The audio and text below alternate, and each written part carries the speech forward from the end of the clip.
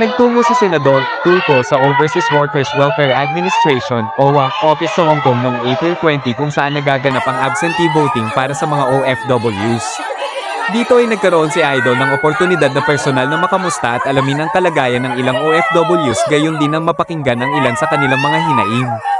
Nagkaroon din ng chance si Idol na magsadya sa Chater Road kung saan dinumog siya ng mga OFWs na naka-day off. Sinadya ni Senate Committee on Migrant Workers Chairperson Senador Raffy Tulfo ang tanggapan ng Overseas Workers Welfare Administration (OWA) at Migrant Workers Office (MWO) sa Hong Kong.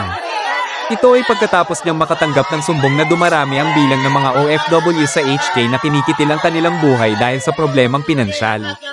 Sinabi ng OWA kay Senador Idol na sa Pre-Departure Orientation Seminar (PDOS) at Post-Arrival Orientation Seminar (PAOS) sa bawat i-deploy na OFW sa HK ay kasama ang financial literacy sa mga paksa, kabilang na ang mga do's and don'ts. At marami pang iba. Pero hirit ni Senador Raffy sa PDOS ng worker ay dapat kasama ang mga miyembro ng kanilang pamilya o kaya ay may nakalang espesyal na araw para sa mga orientation seminar tungkol sa financial literacy para sa mga naiwang pamilya ng mga workers. Iminungkahi rin ni Senador Idol na gawing mandatory ang annual or semi-annual medical check-up ng bawat worker tulad ng sa Singapore. Ito ay sakali mang mayroong worker na nag-uumpisa pa lamang magkaroon ng karamdaman ay agad nang magagamot at di na lumala pa.